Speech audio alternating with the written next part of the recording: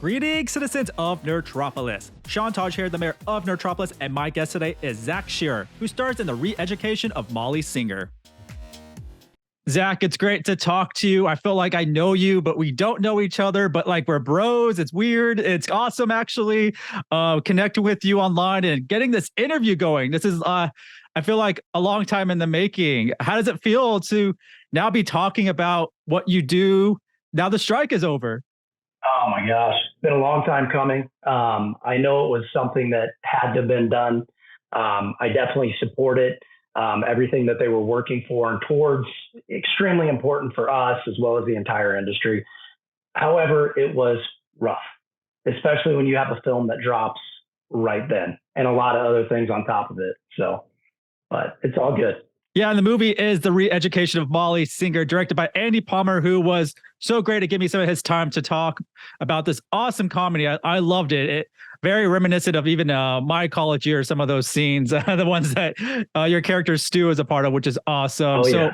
So this is exciting. I mean, it's such a great movie, and people can still watch. I believe it's on demand digital. You can catch it. I mean, it's out there, so it's a must watch. It's on Apple, it's on Vudu, it's on Amazon. At some point, I'm thinking one of the bigger streamer services is going to pick it up. Well, I know it is. I'm just not going to say, but it's going to happen. And I'm guessing within the next probably 60 days. Yeah, no, it's exciting. So how did that this movie just fall into your lap into place, Stu? And I'm gonna say, man, you were really a highlight of this film. A lot of great actors and actresses in it, and a lot of big names in it too. But I really enjoyed your performance in this, and you definitely stood out to me. So I'm glad I can say Stu is one of my bros now, Zach. I appreciate it. Stu, as a crew, will add you to it. No, in all honesty, man, hearing you say that, it humbles me. I'm extremely happy to hear that. In regards to working with a lot of these people, it's like I watched these people as I was growing up. Jamie Presley, for example, I watched her while I was growing up, and to be sharing the screen with her, and then also Britt Robertson, and going back and forth with her. I mean, she's professional. She's been working, on screen when she was probably still in the womb. So she's been doing it a really long time. And to step up with some of these veterans, at first it kind of came with like a little level of of worry, and but then you just step into it like anything else in life. You trust your instinct, you trust that you've put the work in, and you just step in and go. In regards to how it fell in my lap is, I worked with Andy Palmer previously in the past. Him and I also worked on a script together after we had gotten to know each other from a project beforehand. And, from there, we created a relationship. I got to know one of the producing partners, Warner, pretty well. Him and I have quite a few, actual scripts and projects that we're working on that we want to get rolling. And so, he said, hey, I got this project. And originally it was The Re-Education of David Singer. And, I read it, and it was amazing. I loved it. And it brought me back to that like American Pie-esque type film. A comedy that we really don't see much of nowadays, especially in this, societal world where, things pivoted in a certain direction to where we don't see that kind of stuff. It was good to kind of get a little bit of that back. I just hope we didn't go a little too overboard, but it's all in good fun, man. I mean, that's just the thing. You can't take these things personal. You got to have fun with them. And I think we do a good job at poking fun at everybody. So then everybody's kind of on an even keel, so it was fun, man. I loved Stu. I loved playing Stu. Yeah, you did great. And I even told Andy, this year is I feel like the year of raunchy rated R movies coming back. We had No Hard Feelings. We had Joyride, which is amazing. And then we have The Re-Education of Molly Singer. I mean, we need more of these. It's been a while since this genre kind of got their movies, which was, in dire need, I feel like, especially now. We got to be able to laugh. Yeah, man, there's too much seriousness going on in the world right now. We need to be able to smile. It's good to be able to sit down and have a weight lifted off your heart and shoulders for a little bit, and I think that's something we did. Yeah. And I spoke to Andy about this, but Ty Simpkins being in this, and he's such a great actor. He's been around so long. He started so young. So how was it like to act alongside Ty? And, he's diving into his comedy chops, which he's never done before. So how was that kind of seeing that happen on set, him embracing the comedy side? Ty is an absolute professional, good kid.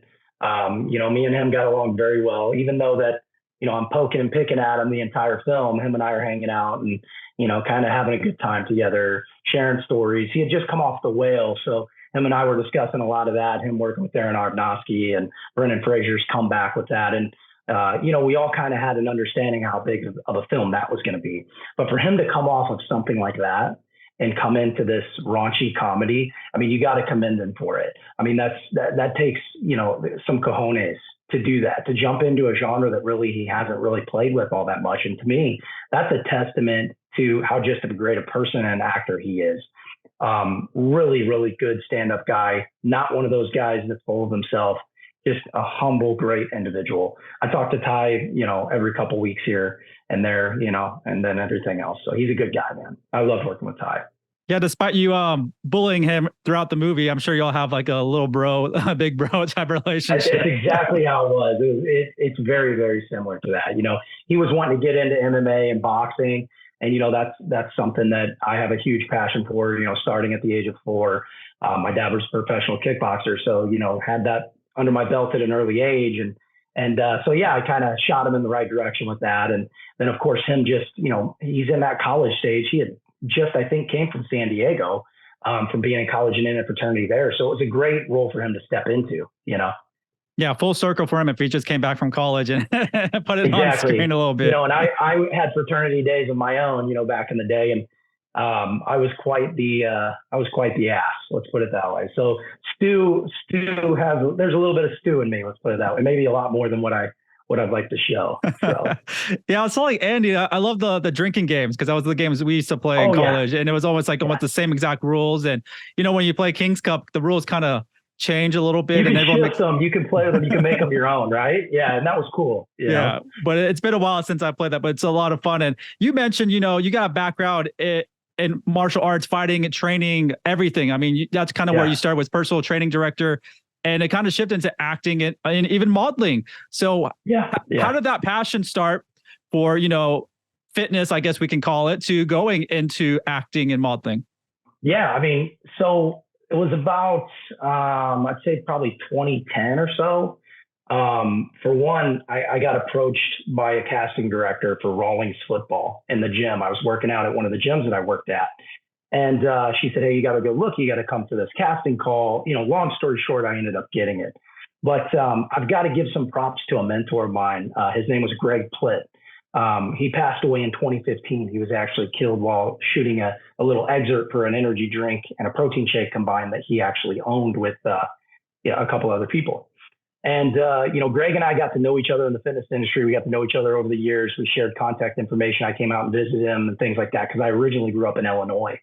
And, it was actually him to where when I got into the fitness stuff and I first tried to do the competing and went that route in the magazines and stuff. And he said, I remember him telling me, what are you trying to get out of this, man? And I said, well, hey, man, I want to be on the cover. I want to try to get into film and TV. And so he's like, well, that men's physique stuff and that competition stuff, do you see any of those guys in movies or TV or anything like that? No. He's like, listen, man, you want to do this, you need to pick it up, go to New York or come out here to LA. If you want, I can put you in touch with somebody who can get some headshots done. We can get some good shots done. And so he did that for me, man. And then honestly, my first agent was the same agent that he had. His name's Michael Lyons, a great guy. And so that's kind of what opened the door for me. And I took that leap of faith in 2015. And unfortunately, only after being out here for a month or so, he passed away, God rest his soul. And he was a great individual. And I have to give him a lot of credit for getting me out here because, that little voice was in there years and years prior, but he kind of gave me that extra strength to be like, hey man, get out here. You got it. And take all those eggs and throw them all in the acting. If that's what you want to do, stop trying to do half and half, just go for what you really want to go for. If, the accolades and the status and all that, if that's what you're going after, then you're going after it for a wrong reason. So do what you really want to do. And so that's what I did. And here we are, Yeah, what great advice and what a great mentor. Yeah, Greg Plitt, pretty well known actually. If you don't know who he is, everyone should really go Google him and see his amazing story and journey. Very, very sad how he passed, left a legacy and everything like that. And it still instilled a lot into you. And you had a great relationship with them. I mean, this is just in my head that just popped in. I mean, would you ever want to do a story about him and you play Greg maybe and bring his story to life? Because I feel like you could do it justice. It's quite funny you bring that up, actually, because that's been in the talks before. We actually do have a script. We have a project that has been put together. The script is complete. It's probably going to be more sense on the scope of a short to try to get out in front of people to tell his story. And then from there, hopefully we can make something bigger out of it. But yes, I would be very, very passionate about that project. And I'd really love to do that. But it comes with a certain level of responsibility, it being Greg. And I'd be lying if I didn't say there was a little bit of part of me that goes, I don't know if I want to touch that. But at the same time, I'd rather I touch it, being I know that guy. I know his story. I know what he's about. I know what he was capable of. And I know how many hearts and minds that he touched throughout, not just the United States, but the world in general. And it has to be put in the right hands. And so if it's going to be done, which I'm sure somebody would do it anyway, I'd rather be in my hands. I'm with you on that too. And even I was looking at pictures of Greg, and then for some reason, his physique and everything, it just reminded me of you, Zach. Like I could see a lot of resemblance there too, and the hard work you put in and building that physique and everything like that. And obviously you got the great acting chops, and yeah, his story should be told at some point whenever it's ready, whenever y'all are ready and get all that green light. I think it's going to be a good watch, and hopefully we can get something bigger than a documentary on top of that and a feature film. I can see it all happening, Zach. I'm with you on this. Absolutely, man. I mean, we would just want to, we have the lower pieces put together and just be getting that mediocre, right in the middle pieces, the funding, all that kind of jazz. We do have somebody that wants to produce it. So it's just things have to fall in place. And, there are a lot of other things and projects that are moving right now too. So it's like with a passion project, normally you have to put that in the background, and that gets played with whenever you have time. So it will get done, I assure you. But it's just going to take some time.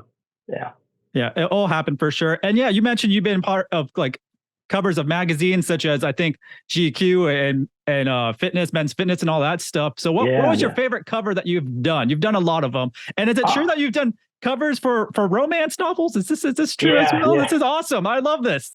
Honestly, that was kind of I haven't done a romance novel cover or anything like that in a while. I do work every once in a while for this fitness company that has like fitness equipment and stuff that they put still out on Amazon and Dick's Sporting Goods and all the men's, sporting goods and women's sporting goods stores and stuff like that. But cover wise, I don't think I've had a cover since like 2017. I just, once I got more acting moving, I just kind of pulled out of that. But I would say that my favorite cover, and again, it goes back to somewhat of a Greg Plitt story here. My favorite cover would have to be a cover that I did to where it was, I played like, basically I'm like an army guy or a SWAT team. I want to say it's some type of SWAT. And the crazy part is the book right beforehand, Greg Plitt was on the cover. And it's a very funny story how it went down. So the photographer had just found me out of nowhere after Plitt had passed in 2015. He found me on, I believe it was Actors Access or something, because they were looking for a certain look. Said, hey, we got a good look. You got a good look. You'll be replacing a guy that can't make it. Can you come in and shoot? I said, sure. And at that point, I'd never done a book cover yet. And I went in, I started shooting a guy with a photographer named David Wagner. He's real known in that space. And we started shooting the shit a little bit. And he tells me, unfortunately, the guy that you're kind of covering for today, he unfortunately passed away. And I said, you talking about Greg? And he goes, yeah, you know him? And I'm like, yeah, I just left his funeral and all that, so we kind of talked from there. And it was crazy because he legitimately pulled me out of a hat because they didn't have anybody for Greg that would look the same similar look. And the crazy part about that is when I got the email from David Wagner, I was watching a Greg Plitt video, and it happened to be the exact same video of him doing the cover previously. So same cover, same author, same everything. That's divine intervention, in my opinion. So even when he was down here, he was helping me out. Even when he's up there, he's helping me out. So, that's a crazy story. I don't know if I've ever told that on screen, but that was nuts. I love it. I got goosebumps right now. Yeah, that's just wild. Things are just supposed to meant to be when they just happen. It's really wild. But what a journey you've been on. I love seeing all the stuff you've done and things you're going to do. And I feel like you're just getting started. And I went back and I rewatched this episode of Dave, and I was like, that's why his face was familiar. I think that's the first time I've seen that face of yours with that great smile. I appreciate Dave, it. Yeah, Dave. That was a good day. Yeah, I bet it was. How is it to work with Little Dicky? Like, he is such an interesting, just creative, awesome. Like unique, everything. How is it to be around Little Dicky, and what is it like on set with him? Like, what is he like in general? He's phenomenal. He is down to earth, very cool, very genuine, very like open. He wants to hear. I mean, a lot of the stuff we did that day was improv. You know, I maybe had like 5 or 6 lines, and we just improv. Nothing that was on the paper that day ended up in there except for my, I think, Jay-Z line. So, you know, he's awesome. Dave is phenomenal. Unfortunately, though, my character didn't end up coming back in the second season because, you know, in real life, he actually split with Allie. So, but I was hopeful at first when I first saw it. But no, I can't say anything bad about Dave. He's such a good guy, very, very talented. You know, when I first walked on set, he shakes your hand, he gets to know you. He took the time to like sit with me for a good 5 minutes or so because he really cares, and you can tell. So yeah. What a series that is. It's really fun. So I'm glad you popped up in there, and you also popped out on Lucifer with Tom Ellis. Yeah, Lucifer was good. That was a good one. I actually, before Dave, I probably got known more from Lucifer. I mean, I'd have random people at the gas station, you know, be like, dude, are you on that show, Lucifer? You know, stuff like that, you know. So yeah, Lucifer was great. I loved playing that character too, Judd.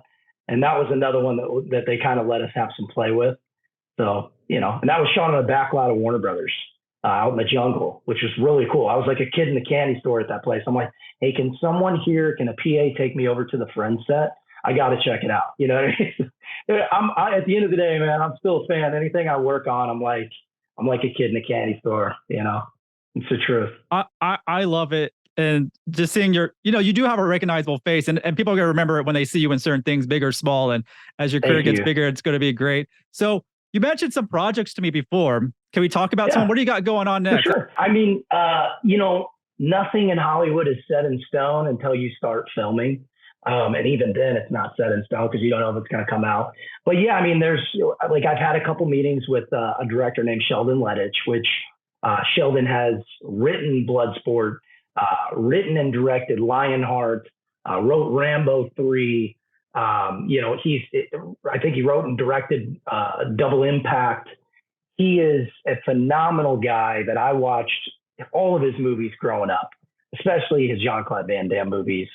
You know, so he has a project that's moving in out of the blue. He contacted me right before the strike too, which is crazy. He contacts me out of the blue and says, I got a project. You're perfect for it. You'll star in it. Let's chat. And, you know, a couple of days later, I end up with him and the producer at Sheldon's house. Again, I'm a kid in a candy store, man. He's taking me through and showing me his office, and he's got a big, you know, poster, Double Impact signed by JC and all this stuff, you know, and so I'm like a kid in a candy store at the same time, but then we jump into it, and I couldn't be more excited about this type of script. It's an MMA-esque action type script, and it's going to be fun. Yeah, if we end up getting her done, it's going to be fun. But I got another action project that's in the works too. So whatever one pulls first, you know, we'll see what happens. You like action, don't you? You're an action man. I do. You do comedy very well, though. You know, I appreciate that because Andy said, you're funny. You need to, you know, when that landed in my lap, I knew Stu was the only one that I really wanted to play out of that, you know. But I had, you know, a little bit of doubts because, you know, at the same time, I love the action. I love that. I want to play some real action-oriented, dramatic roles. I mean, that's what I want to do. But if comedy keeps it rolling for me, I'm down because I do love to laugh and I do love to have fun. And I think with comedy, you just got to play it straight. You got to play it as if it is an action movie in your mind. And, you know, you're nothing but drama and you're nothing but staying to the point, and that's it. And that comes off funnier, in my opinion. If you go too big, you know, sometimes it hurts you a little bit. Yeah. So. And you can always do action comedy for sure. And like you said, you had some meetings with this guy that put out Lionheart and Bloodsport and did so many movies with Jean-Claude Van Damme. Yeah. So I'm assuming you're a big Jean-Claude Van Damme fan because I think I'm a big, huge fan. I mean, I grew up watching JC, doing the karate moves in my basement, doing every little kick and cranny that he did in Kickboxer and in Bloodsport and all that. I'm a big JC fan for sure. I would love to get a chance to work with that guy. But yeah. I pray the Sheldon one takes off, which, I talk to Sheldon at least, once or twice a month since the strike. We just chatted right after the strike ended. So let's hope we got some thumbs up and we're ready to roll. No, that's exciting. So I'm glad you're back to get some busy work done and get some really fun stuff for us. And Absolutely. Yeah, Absolutely. I'm super excited for your career, man. I'm glad the strike is over. I mean, everyone wins at the end of the day. Actors win, studios, the writers have won. The fans are going to win now. Like, this is where the fans get to win, now and we get to enjoy. For the fans to win, right? Yeah, because everybody normally is like, dude, like they'll ask me, like, well, what's going on? What's going on? Because they don't understand it, they don't get it, and it's one of those things where even if I do deep dive into it, they still don't kind of get it. So I'm happy. Yeah, for now, for people that have not seen the re-education of Molly Singer, you can find it online on all your digital retailers and so forth. And it's landing on a streaming platform soon, and we'll definitely be announcing that soon. Once again, Zach, thank you so much for joining me today. This was awesome. It, man. I really appreciate being on here with you, and thank you for your time. And I look forward to chatting with you again soon, I'm sure. Oh, yeah, we will. We're going to grab some drinks soon, too. Oh, yeah, absolutely. When you hit LA, give me a call. Once again, this is Sean Taj, the mayor of Nerdtropolis, and stay tuned for more movie news, reviews, interviews, and trailers.